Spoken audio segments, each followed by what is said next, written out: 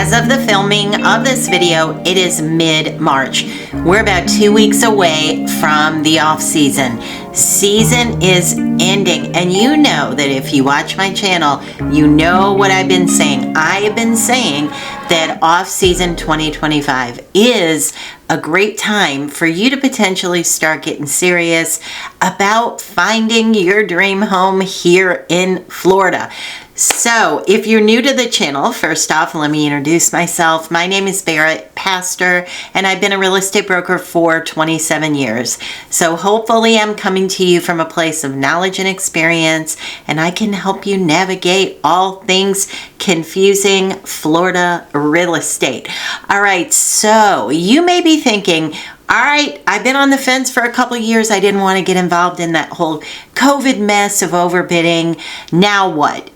Everybody is telling me that it's a buyer's market. Is it time? What should I do? What is my strategy? So we're going to talk about that today. I'm going to give you some tips on how to strategize moving forward into the off season so that this could potentially be the time that you find what you're looking for with the least amount of risk. There's always going to be some risk when you buy something in Florida or really anywhere else for that matter, but we're going to do everything we can to mitigate that risk for you. All right. Okay, so when does season begin, you may be asking yourself. So I always tell people an easy way to think it through is about Easter to about Thanksgiving. So right in that spot is going to be off season. I consider April like a shoulder season where you're kind of rounding the turn, and the same thing in November. But December, January, February, March, that is our high season. And why is that important to you, you may be asking? Because everyone wants to list their home during season. Because the assumption that's made, and it really is a correct assumption, is that everyone is here. Everybody is here to get out of the cold. And so your opportunity to have the most amount of buyers in front of your property is during season. In the off season, you kind of have, where sellers feel a little bit downtrodden, conversation at the kitchen table. We didn't sell. We tried it again. We didn't sell. Arguments are happening about why you didn't sell. Did you overprice? Should you have put a new roof on? Should you have painted the inside of the property and got rid of the pink flamingos? These are the conversations that are starting to happen this week because we're 2 weeks away. And you have a lot of snowbirds, especially in coastal or resorty Florida. So packing up, getting their things together, getting ready to go up north, and they didn't sell again. And they're going to have to face all their friends and relatives who say, "Oh my gosh, you didn't sell? Why?" And they don't want to deal with that. People don't want to deal with that. So how can we work this to your advantage? That's what we're going to be talking about. All right, so number one, if you were thinking about a condo, just kind of don't. If you cannot, then don't. And why do I say that? Am I trying to destroy the condo market? Because I'm pretty sure that somebody right now is on their fake account saying, Barrett, you're trying to destroy the condo market. No, I'm not. I am trying to make sure that your financial situation does not get destroyed. And right now, unless you're willing to buy a little bit inland, and by a little bit, I'm going to say go 5 miles. So if you go about 5 miles inland and you buy something that's newer, that has impact resistant doors and windows, and is just a newer, overall very well maintained condominium complex with strong reserves. You always want to look at the budget, look at the reserves ahead of time. If you're looking at something like that, then you have lesser risk. But most people are not looking at that. Most people want to come towards the coast a little bit.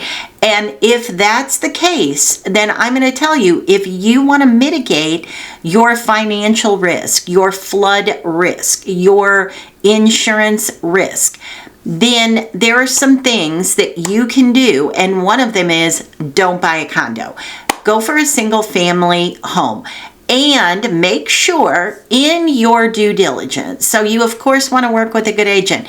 If your agent is not talking to you about this stuff, then you need to make sure they know what they're doing, because you don't know what you don't know, and then you can end up in a bad predicament. So elevation makes a big difference on a single family home. So what that is, you wouldn't even feel it or notice it. Sometimes when I'll mention that the house I live in is at a 19-foot elevation. You wouldn't even notice that. Sometimes people think, well, what are you, up on a hill? Florida doesn't have any hills. It's just a slight enough roll up as the road drives to be outside of a flood zone at all. It's not even flood zone X. So the elevation certificate that you're going to want to see, that's so important to know the elevation of the house, because that'll determine what your flood insurance or not looks like. Also, it will determine your risk level. And listen, you don't want to be on a moat. You know what I mean? You don't want to have a scenario. This happens in Golden Gate all the time, Golden Gate Estates, where a builder will do a one-off build. Like they'll just buy a lot and they'll get approved to be the general contractor, which is a little bit risky, but they do it, and they'll build it up. They'll build the land where the home's going to be, not all the land, but where the home's going to sit. They'll build it up out of a floodplain and put the house on it. Well, then all of a sudden, if everything else is floodplain, you live around a moat, and I don't know that is so great either. So you want to know the elevation certificate. If you want to mitigate your insurance risk to the best of your ability, of course, we can put you in touch with a good insurance agent so you can start thinking about quotes. But insurance agents are probably going to tell you, I need to at least have a house. You know, you can't, a lot of times people will ask me, give me an idea of the insurance. Well, it's impossible, because number one, I don't know what you're going to buy, what you're going to contract. And then also, I don't know to what level you're going to contract that home. Meaning, I don't know if you're going to include furnishings. I don't know if you're going to try to bundle, which is really hard to do because a lot of the big carriers are not in Florida. There are one or two, but there's not many. The other thing an insurance company is going to want to know is all about the roof. So can they give you an exact no? Can they give you a ballpark yes? I always ask for the deck page. So let's say you kind of come down to two houses. Then me as an agent, I'm going to ask for the deck page, the declaration page from the seller's insurance. Why? Just to give you an idea. What are they doing? What does it look like for them? So that's a way that you can kind of start to take a look at numbers and say, okay, this is what they're insuring to. How does this live in my world? Now, here's another thing that I would suggest doing. And I know if there's any real estate agents out there that are watching me, they're probably going to cringe and say, You are the one that is doing it, Barrett. But listen, my job is to represent buyer or seller. So if I am looking out for the best interest of my buyer, and let's say you're down to 2 or 3 houses that you are really interested in, but you don't know what you don't know, you're a little bit concerned that this one is going to cost you too much, this one's going to have trouble with insurance, maybe you just are not sure. You need to get on a plane and leave. You're heading back to Boston and you don't know which house you want. But you have 3, and all 3, you can't even rank them. You know what I might tell you to do? I might, just between you and I might tell you to write on all 3. What? Let's just get offers out on all 3. We'll write 3 lowball offers. Of course, when I say lowball, what we're going to do is we're going to look at the comparables, and let's say all the comparables come in at, let's say, 450, 475, and 450. That is what the house theoretically should sell for. So you feel like, okay, it doesn't matter, I need time anyway, and I can't buy all 3. So let's just go 375, 400, whatever, 405. We write 3 offers because you like them equally. Now you might be saying, really, Barrett, you're going to have me buy 3 houses? Of course not. So the way we're going to write it is as is due diligence. What does that mean?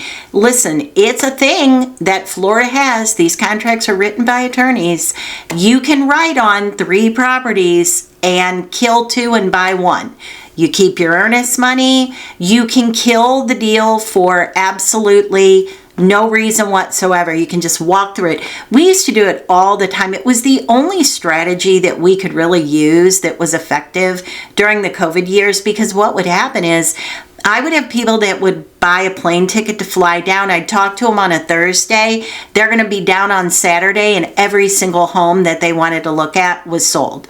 So what we started doing was having people write on properties sight unseen, get an offer accepted, and then write it with as is due diligence, which that means you can kill a deal for any reason at all. And I know some of you are thinking, my gosh, really? You could actually do that? I thought you had to do a building inspection.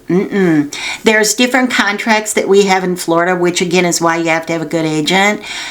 There are different contracts we can utilize, and there are addenda that we can attach that will allow for this. So really, it's just a strategy for a buyer. Now, am I doing it every single time on every single deal? Of course not. But there are times where I have somebody that can't get into town, that can't get a flight out quick enough.